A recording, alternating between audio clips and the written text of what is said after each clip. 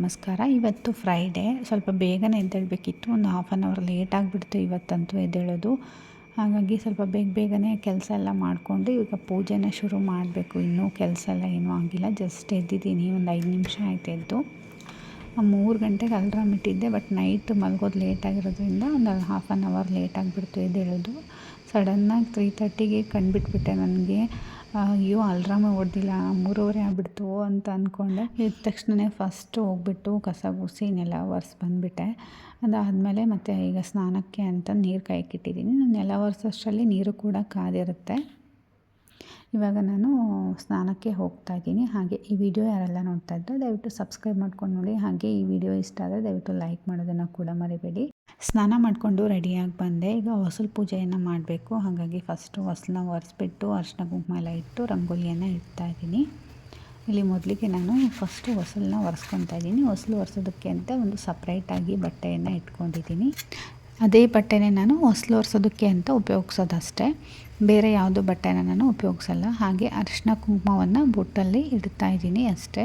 ಕೆಲವೊಬ್ಬರು ಅರಿಶಿನ ಕುಂಕುಮ ಎಲ್ಲ ಹೊಸಲಿಗೆ ಪೂರ್ತಿಯಾಗಿ ಬಳಿತಾರೆ. ನಮ್ಮ ಕಡೆ ಆ ಥರ ಏನಿಲ್ಲ, ಜಸ್ಟ್ ಈ ರೀತಿಯಾಗಿ ಬೊಟ್ಟನ್ನು ಇಡ್ತೀವಿ ಅಷ್ಟೇ ಹೊಸಲಿಗೆ.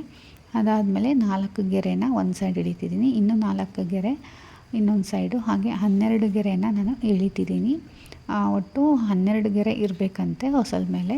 ಹಾಗಾಗಿ 12 ಗೆರೆಯನ್ನು ನಾನು ಎಳಿತಾ ಇದ್ದೀನಿ. ಅದಾದಮೇಲೆ ನಾನು ಒಂದು ಚಿಕ್ಕದಾಗಿರುವಂತಹ ಫ್ಲವರನ್ನು ಹಾಕ್ತಾಯಿದ್ದೀನಿ. ಅದ್ರ ಮಧ್ಯೆ ಒಂದು ಚಕ್ರವನ್ನು ಹಾಕ್ತಾಯಿದ್ದೀನಿ ಇವತ್ತು ನಾನು. ಹಾಗೆ ಶುಕ್ರವಾರ ಅಲ್ವಾ, ಹಾಗಾಗಿ ಲಕ್ಷ್ಮೀ ಪಾದವನ್ನು ಬಿಡಿಸ್ತಾ ಇದ್ದೀನಿ. ನೋಡ್ತಾ ಇರ್ಬೋದು, ಲಕ್ಷ್ಮೀ ಪಾದ ತುಂಬಾ ಈಸಿ. ತುಂಬ ಈಸಿಯಾಗಿ ಈ ರೀತಿಯಾದ ಲಕ್ಷ್ಮೀ ಪಾದವನ್ನು ನೀವು ಕೂಡ ಮನೆಯಲ್ಲಿ ಬಿಡಿಸ್ಬೋದು. ನೋಡ್ತಾ ಇದ್ದೀರಲ್ವ, ತುಂಬ ಈಸಿಯಾಗಿ ತುಂಬ ಸುಂದರವಾಗೂ ಕೂಡ ಕಾಣಿಸುತ್ತೆ ಲಕ್ಷ್ಮೀ ಪಾದ. ಅದಾದಮೇಲೆ ನಾನು ಮಧ್ಯದಲ್ಲಿ ಒಂದು ಹೂವಿನ ರಂಗೋಲಿಯನ್ನು ಹಾಕ್ತಾಯಿದ್ದೀನಿ. ಪ್ರತಿದಿನ ಇದೇ ಥರ ರಂಗೋಲಿ ಹಾಕಬೇಕು ಅಂತೇನಿಲ್ಲ, ಡಿಫ್ರೆಂಟ್ ರಂಗೋಲಿಗಳು ಕೂಡ ನೀವು ಹಾಕ್ಬೋದು. ಇವತ್ತು ಶುಕ್ರವಾರ ಆಗಿರೋದ್ರಿಂದ ನಾನು ಕಮಲದ ರಂಗೋಲಿಯನ್ನೇ ಹಾಕ್ತಾಯಿದ್ದೀನಿ. ನಾನು ಲಾಸ್ಟ್ ವಿಡಿಯೋದಲ್ಲಿ ತೋರಿಸಿದ್ನಲ್ವ, ಆ ರಂಗೋಲಿ ತುಂಬಾ ಚೆನ್ನಾಗಿ ಬಂದಿತ್ತು. ಇದು ನಾನು ರೆಗ್ಯುಲರ್ ಆಗಿ ಹಾಕುವಂತಹ ರಂಗೋಲಿ. 2 ಎಳೆ ರಂಗೋಲಿಯನ್ನು ಹಾಕಿದ್ದೀನಿ, ತುಂಬಾ ಚೆನ್ನಾಗಿ ಕಾಣ್ತಾ ಇತ್ತು. ಹಾಗೆ ನಾನು ದೇವರ ಸಾಮಾನುಗಳನ್ನೆಲ್ಲ ರಾತ್ರಿನೇ ತೊಳೆದು ಒರೆಸಿಟ್ಕೊಂಡಿದ್ದೀನಿ. ಹಾಗಾಗಿ ನನಗೆ ಬೆಳಗ್ಗೆ ಪೂಜೆ ಮಾಡೋದಕ್ಕೆ ತುಂಬಾ ಹೆಲ್ಪ್ ಆಯಿತು. ಇಲ್ಲಾಂತಂದರೆ ಅದನ್ನು ಕೂಡ ತುಂಬ ಕಷ್ಟ ಆಗೋದು. ದೇವ್ರ ಮನೆ ಮತ್ತು ದೇವರ ಸಾಮಾನುಗಳನ್ನು ನಾನು ನೈಟೇ ತೊಳೆದಿಟ್ಕೊಂಡು ದೇವರಿಗೆ ಪೂಜೆಗೆ ಏನೆಲ್ಲ ಬೇಕು ಅದನ್ನೆಲ್ಲ ನಾನು ಜೋಡಿಸ್ಕೊಂಡಿದ್ದೆ. ಹಾಗೆ ಪೂಜೆ ಎಲ್ಲ ಆಯಿತು. ಈಗ ನಾನು ಮಂಗಳಾರತಿಯನ್ನು ಮಾಡ್ತಾಯಿದ್ದೀನಿ ತುಪ್ಪದ ಬತ್ತಿಯಲ್ಲಿ. ತುಂಬ ಅಂದರೆ ತುಂಬಾ ಗಾಳಿ ಇತ್ತು, ಬತ್ತಿ ಹಂಗೆ ಆರೋಗ್ಬಿಡೋದು. ಮತ್ತೆ ಅಂಟಿಸ್ಕೊಂಡು ನಾನು ಪೂಜೆಯನ್ನು ಮಾಡ್ತಾಯಿದ್ದೀನಿ. ಅದಾದಮೇಲೆ ಪೂಜೆ ಎಲ್ಲ ಆದಮೇಲೆ ನಾನು ತುಳಸಿ ಹತ್ರ ಬಂದು ಪೂಜೆಯನ್ನು ಮಾಡ್ತಾಯಿದ್ದೀನಿ. ತುಳಸಿ ಕಟ್ಟೆಗೂ ಕೂಡ ರಂಗೋಲಿಯನ್ನು ಹಾಕಿ ಅರಿಶಿನ ಕುಂಕುಮ ಎಲ್ಲ ಇಟ್ಬಿಟ್ಟು ಪೂಜೆಯನ್ನು ಮಾಡ್ತಾಯಿದ್ದೀನಿ.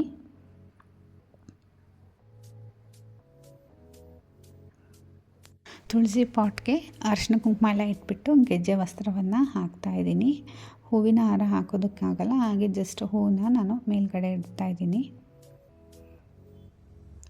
ಪೂಜೆ ಕೂಡ ಎಲ್ಲ ಸಂಪೂರ್ಣವಾಗಿ ಮುಗೀತು. ಒಂದು 5:15 ಆಯಿತು ನಾವು ಪೂಜೆ ಮುಗಿಯೋಷ್ಟರಲ್ಲಿ. ಹೊರಗಡೆ ಮಳೆನೂ ಕೂಡ ಬರ್ತಾಯಿತ್ತು. 3 ಗಂಟೆಯಿಂದನೂ ಕೂಡ ತುಂಬಾ ಮಳೆ ಬರ್ತಾಯಿತ್ತು.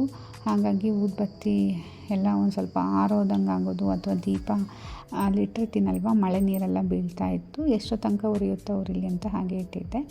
ಹಾಗೆ ನಮ್ಮ ಗಿಡದಲ್ಲಿ ಹೂವು ಕೂಡ ಬಿಟ್ಟಿತ್ತು, ಒಂದು ಲಕ್ಷ್ಮಿಗೆ ಅಂತ ಏರಿಸ್ದೆ. ತುಂಬಾ ಚೆನ್ನಾಗಿ ಕಾಣ್ತಾ ಇತ್ತು. ಇವತ್ತಿನ ಪೂಜೆ ಪೂರ್ತಿ ಆಯಿತು. ಹಾಗೆ ಪ್ರಸಾದಕ್ಕೆ ಅಂತ ನಾನು ಪೇಡ ತಂದಿದ್ರು ನನ್ನ ಹಸ್ಬೆಂಡು, ಅದನ್ನೇ ಎಡೆ ಹಿಡಿತಾ ಇದ್ದೀನಿ. ಮತ್ತು ಸ್ವೀಟ್ ಏನು ಮಾಡೋದು ಬೇಡ, ಇದೆ ಎಲ್ಲರೂ ತಿಂತಾರೆ, ಹಾಗಾಗಿ ಅದನ್ನೇ ಎಡೆ ಇಟ್ಟು ಹಾಗೆ ನಾಮವನ್ನು ಬರೆದೆ, ಲಕ್ಷ್ಮೀ ನಾಮವನ್ನು. ಹಾಗೆ ಮನೆ ದೇವರ ನಾಮವನ್ನು ಬರೆದ್ಬಿಟ್ಟು ಮನೆಗೆಲ್ಲ ಧೂಪನ ಹಾಕ್ತಾಯಿದ್ದೀನಿ. ಮನೆಯೆಲ್ಲ ಒಂಥರ ತುಂಬಾ ಪಾಸಿಟಿವ್ ವೈಬ್ ಅಂತಲೇ ಹೇಳ್ಬೋದು, ಇಷ್ಟು ಬೇಗ ಎದ್ದು ಪೂಜೆ ಮಾಡಿದ್ರೆ. ಹಾಗೆ ಎಲ್ಲೋ ದೇವಸ್ಥಾನದಲ್ಲೇ ಇದ್ದೀನಿ ಅನ್ನೋ ಥರ ನನಗಂತೂ ಫೀಲ್ ಆಗ್ತಾ ಇರುತ್ತೆ ಇಷ್ಟೊತ್ತಿಗೆ ಎದ್ದು ಪೂಜೆ ಮಾಡೋದ್ರಿಂದ. ಹಾಗೆ ನನ್ನ ಪೂಜೆ ಕೂಡ ಕಂಪ್ಲೀಟ್ ಆಯಿತು, ನೋಡ್ತಾ ಇರ್ಬೋದು. ಆಲ್ರೆಡಿ ಒಂದು 5:30 ಆಯಿತು, ನೋಡ್ತಾ ಇರ್ಬೋದು. ಇನ್ನೂ ಮಳೆ ಕೂಡ ಬರ್ತಾನೆ ಇದೆ, ಮಳೆ ಇನ್ನೂ ಸ್ಟಾಪ್ ಆಗೇ ಇಲ್ಲ. ತಿಂಡಿ ಮಾಡೋದಕ್ಕೆ ಇನ್ನೂ ಟೈಮ್ ಇತ್ತಲ್ವ, ಹಾಗಾಗಿ ಲಕ್ಷ್ಮೀ ಸ್ತೋತ್ರವನ್ನು ಹಾಕ್ಕೊಂಡು ಕೇಳ್ತಾ ಇದ್ದೆ. ಹಾಗೆ ಒಂದು ಸ್ವಲ್ಪ ಬಿಸಿನೀರನ್ನು ಕೂಡ ಕುಡಿಯೋಣ, ಬೆಳಿಗ್ಗೆ ಬೇಗ ಎದ್ದರೋದ್ರಿಂದ ಹಸಿವಾಗ್ತಾ ಇರುತ್ತೆ, ಅದಕ್ಕೋಸ್ಕರ ಒಂದು ಸ್ವಲ್ಪ ಬಿಸಿನೀರನ್ನು ಮಾಡಿಕೊಂಡು ಕುಡಿತಾ ಇದ್ದೀನಿ. ಸ್ತೋತ್ರವನ್ನು ಕೇಳ್ಕೊತಾನೆ ಬಿಸಿನೀರನ್ನು ಕುಡಿದೆ. ಒಂದು ಅರ್ಧ ಗಂಟೆ, ಒಂದು 6 ಗಂಟೆ 6:15 ತನಕನೂ ಸ್ವಲ್ಪ ಹೊತ್ತು ಹಾಗೆ ಸುಮ್ಮನೆ ಕುತ್ಕೊಂಡು ಕೇಳಿಸ್ಕೊತಾ ಇದ್ದೆ. ನೋಡ್ತಾ ಇರ್ಬೋದು, ನೈಟೆಲ್ಲ ಫುಲ್ ಮಳೆ ಬಂದು ತುಂಬಾ ಚೆನ್ನಾಗಿತ್ತು ಬೆಳಿಗ್ಗೆ ವೆದರ್ ನೋಡೋದಕ್ಕೆ. ಹಾಗೆ ಡ್ರೆಸ್ಸನ್ನು ಚೇಂಜ್ ಮಾಡ್ಕೊಂಬಂದು ಈಗ ತಿಂಡಿಗೆ ರೆಡಿ ಮಾಡ್ತಾಯಿದ್ದೀನಿ. ತಿಂಡಿಗೆ ಚಿತ್ರಾನ್ನ ಮಾಡೋಣ ಅಂತ ನನ್ನ ಮಗಳು ಲೆಮನ್ ರೈಸ್ ಅಂದರೆ ತುಂಬ ಇಷ್ಟಪಡ್ತಾಳೆ, ಬಟ್ ಲೆಮನ್ ಇರಲಿಲ್ಲ, ಹಾಗಾಗಿ ಟೊಮೊಟೊ ಹಾಕಿಬಿಟ್ಟು ಮಾಡ್ತಾಯಿದ್ದೀನಿ. ಅವಳಿಗೆ ಟೊಮೊಟೊ ಹಾಕಿ ಮಾಡಿದ್ರೆ ಚಿತ್ರಾನ್ನ ಮಾಡ್ತೀಯಾ ಮತ್ತು ಲೆಮನ್ ರೈಸ್ ಅಂತ ಹೇಳ್ತೀಯಾ ಅಂತ ಅಂದಳು. ಅದಕ್ಕೆ ನಾನು ಹೇಳ್ತಾಯಿದ್ದೆ, 2 ಲೆಮನ್ ರೈಸ್ ಅಂದ್ರೂ ಅದೇ, ಚಿತ್ರಾನ್ನ ಅಂದ್ರೂ ಅದೇ, ಟೊಮೊಟೊ ರೈಸ್ ಅಂದ್ರೂ ಅದೇನಮ್ಮ, ಹಂಗೆ ಹೇಳ್ತಾರೆ ಅಷ್ಟೇ ಅಂತ ನಾನು ಹೇಳ್ತಾಯಿದ್ದೆ ಅವಳಿಗೆ. ಹಾಗೆ ನಾನು ಒಂದು ಸ್ವಲ್ಪ ಕಾಫಿ ಮಾಡ್ಕೋಬೇಕು, ಯಾಕಂದ್ರೆ ತುಂಬಾ ಚಳಿ ಇತ್ತು, ಫುಲ್ ನಡುಗೋ ಥರ ಇತ್ತು ಇವತ್ತಂತೂ ಚಳಿ. ಮಳೆ ಬೇರೆ ಬರ್ತಾಯಿತ್ತು, ಗಾಳಿನೂ ತುಂಬ ಇತ್ತಲ್ವ, ಹಾಗಾಗಿ ಬಿಸಿಯಾಗಿ ಏನಾದರೂ ಕುಡಿಬೇಕು ಅಂತ ಫಸ್ಟು ಬಿಸಿನೀರು ಕುಡಿದ್ಬಿಟ್ಟೆ. ಹಾಗೆ ಈಗ ಕಾಫಿಯನ್ನು ಮಾಡ್ಕೊತಾ ಇದ್ದೀನಿ. ಬೆಳಗ್ಗೆ ಎದ್ದ ತಕ್ಷಣ ಒಂದು ಲೋಟ ಕಾಫಿ ಕುಡಿದ್ಬಿಟ್ರೆ ಒಂದು ಸ್ವಲ್ಪ ಸಮಾಧಾನ. ಅಂದರೆ ಇವತ್ತು ಫಾಸ್ಟಿಂಗ್ ಬೇರೆ ಇರ್ತೀನಲ್ವ, ಹಾಗಾಗಿ ಚಳಿ ಬೇರೆ ಇರೋದಕ್ಕೆ ಕಾಫಿ ಕುಡಿಬೇಕು ಅಂತ ಅನಿಸುತ್ತೆ. ಎದ್ದ ತಕ್ಷಣ ನಾನು ಯಾವಾಗಲೂ ಕುಡಿಯೋದಿಲ್ಲ ಕಾಫಿನ. ನಾನು ಬ್ರೇಕ್ಫಾಸ್ಟ್ ಆದಮೇಲೆ ಯಾವಾಗಲೂ ಕುಡಿಯೋದು. ನನಗೆ ಈ ರೀತಿ ಕುಡಿದಾಗೆಲ್ಲ ಒಂಥರ ಆ್ಯಸಿಡಿಟಿ ಫೀಲ್ ಆಗ್ತಾ ಇರುತ್ತೆ. ಏನು ಮಾಡೋದು, ಚಳಿಗೆ ಕುಡಿದೇ ಇರೋಕ್ಕಾಗೋದೇ ಇಲ್ಲ ನನಗಂತೂ ಕಾಫಿ ಅಂದರೆ ತುಂಬಾ ಇಷ್ಟ. ಮುಂಚೆಲ್ಲ ಟೀ ಕುಡಿತಿದ್ದೆ, ಬಟ್ ಇವಾಗೆಲ್ಲ ಕಾಫಿ ಅಂದರೆ ತುಂಬಾ ಇಷ್ಟ. ಹೊರಗಡೆ ನೋಡ್ತಾ ಇರ್ಬೋದು ಎಷ್ಟು ಗಾಳಿ ಬರ್ತಾಯಿದೆ, ಮರ ಅಂತೂ ಗಿಡಗಳೆಲ್ಲ ತುಂಬಾ ಅಲ್ಲಾಡ್ತಾ ಇದೆ. ನನ್ನ ದಾಳಿಂಬೆ ಹೂವೆಲ್ಲ ಉದುರ್ಕೊಂಡು ಹೋಗಿದೆ, ಈ ಗಾಳಿಗೆ ಅಷ್ಟು ಗಾಳಿ ಬರ್ತಾಯಿದೆ. ಒಂದು 10-15 ಬಿಟ್ಟಿತ್ತು, ಅದರಲ್ಲಿ ಕೋತಿಗಳು ಒಂದಷ್ಟು ಹಾಳು ಮಾಡಿಬಿಡ್ತು, ಅದರಲ್ಲಿ ಗಾಳಿ ಎಲ್ಲ ಬಂದುಬಿಟ್ಟು ಒಂದಷ್ಟೆಲ್ಲ ಉದುರೋಗ್ಬಿಟ್ಟಿತ್ತು, ಅದನ್ನೇ ನೋಡ್ತಾ ಇದ್ದೆ. ಅಷ್ಟೊತ್ತಿಗಾಗಲೇ 7 o'clock ನನ್ನ ಮಗ ಎದ್ದ ತಕ್ಷಣ ಅವನಿಗೆ ವಾಶ್ರೂಮಿಗೆ ಕರ್ಕೊಂಡು ಹೋಗಿ ಫೇಸ್ ವಾಶನ್ನು ಮಾಡಿಸ್ಕೊಂಡು ಕರ್ಕೊಂಬಂದೆ. ಒಂದು ಸ್ವಲ್ಪ ಹೊತ್ತು ಹಾಗೆ ಕೂರಿಸ್ಬಿಟ್ಟಿರ್ತೀನಿ. ಎದ್ದ ತಕ್ಷಣ ಏನೇನೋ ಮಾತಾಡ್ತಾ ಇರ್ತಾನೆ, ಇನ್ನೂ ನಿದ್ದೆ ಮೂಡಿನೂ ಹೋಗಿರಲ್ಲ, ಹಾಗಾಗಿ ಒಂಥರ ಏನೇನೋ ಮಾತಾಡ್ತಾ ಇರುತ್ತೆ ಮುದ್ದಾಗಿ. ಹಾಗೆ ನಾನಿಲ್ಲಿ ಒಗ್ಗರಣೆಗೆ ರೆಡಿ ಮಾಡ್ಕೊತಾ ಇದ್ದೀನಿ. ಎಲ್ಲ ಹೆಚ್ಚಿಟ್ಟಿದ್ದೆ, ಅಷ್ಟರಲ್ಲಿ ನನ್ನ ಮಗಳು ಕೂಡ ಎದ್ದಿದ್ಲು, ಅವಳನ್ನ ಅವ್ರ ಪಪ್ಪ ರೆಡಿ ಮಾಡ್ತಾಯಿದ್ರು. ಅಷ್ಟೊತ್ತಲ್ಲಿ ಒಗ್ಗರಣೆ ಹಾಕ್ಕೊಂಬಿಡೋಣ, ಒಂದು 5 ಮಿನಿಟ್ಸಲ್ಲಿ ಒಗ್ಗರಣೆ ಆಗಿಬಿಡುತ್ತೆ ಅಂತ ಮಾಡ್ತಾಯಿದ್ದೆ.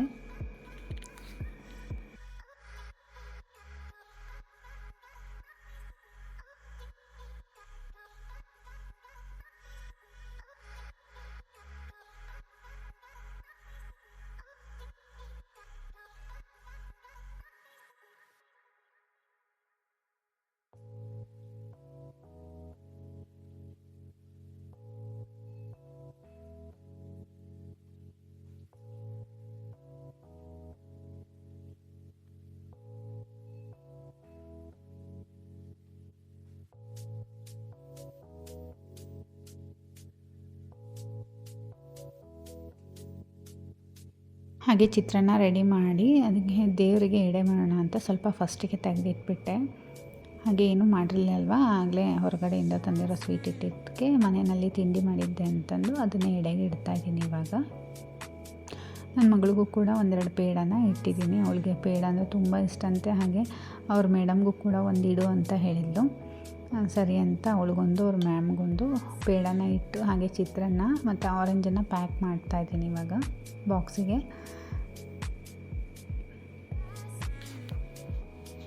ಚಳಿಗಾಲದಲ್ಲಿ ಮಳೆಗಾಲದಲ್ಲಿ ಹಣ್ಣುಗಳನ್ನ ಕೊಡಬಾರ್ದು ಅಂತ ಹೇಳ್ತಾರೆ, ಆ ಥರ ಏನೂ ಇಲ್ಲ. ಸೀಸನಲ್ಲಿ ಯಾವ್ಯಾವ ಹಣ್ಣು ಬಂದಿರುತ್ತೋ ಎಲ್ಲ ಹಣ್ಣು ಕೊಡಬೇಕು. ಕೆಲವೊಂದು ಮಕ್ಕಳಿಗೆ ಶೀತ ಆಗುತ್ತೆ, ಅವರು ಮಾತ್ರ ಅವಾಯ್ಡ್ ಮಾಡ್ಬೋದು. ನಮ್ಮ ಮಕ್ಕಳಿಗೆ ಯಾವುದೋ ಶೀತ ಏನೂ ಇಲ್ಲ ಈಗ ಸದ್ಯಕ್ಕೆ, ಹಾಗಾಗಿ ಎಲ್ಲ ಹಣ್ಣನ್ನು ತಿನ್ನೋದಕ್ಕೆ ನಾನು ಕೊಡ್ತಾಯಿದ್ದೀನಿ. ಬಾಳೆಹಣ್ಣು ಆರೆಂಜ್ ಇವೆರಡು ಕೊಡೋದೇ ಇಲ್ಲ, ಅದರಲ್ಲಿ ಆ್ಯಪಲ್ ಅಂತೂ ಕೊಡಬಾರ್ದು ಅಂತ ಹೇಳ್ತಾರೆ. ನಾನು ಎಲ್ಲ ಹಣ್ಣನ್ನು ಕೊಡ್ತೀನಿ.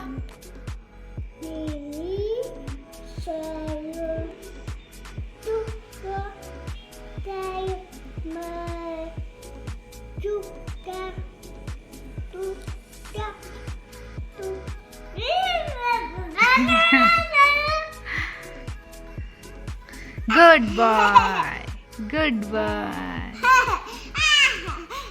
ಏನು ನನ್ನ ಮಗಳು ಹೋಗಬೇಕು, ಇನ್ನೂ ಜಾಸ್ತಿ ಆಗಿಬಿಡ್ತು ಮಳೆ. ಪಾಪ ರೈನ್ ಕೋಟ್ ಹಾಕ್ಕೊಂಡು ಓದ್ಲು. ಬರುವಾಗ ಮಾತ್ರ ಬಸ್ಸಿಗೆ ಬರ್ತಾಳೆ, ಏನೂ ಪ್ರಾಬ್ಲಮ್ ಇಲ್ಲ. ಈ ವಿಡಿಯೋ ಇಷ್ಟ ಆದರೆ ಲೈಕ್ ಮಾಡಿ, ಚಾನಲ್ನ ಸಬ್ಸ್ಕ್ರೈಬ್ ಮಾಡಿ.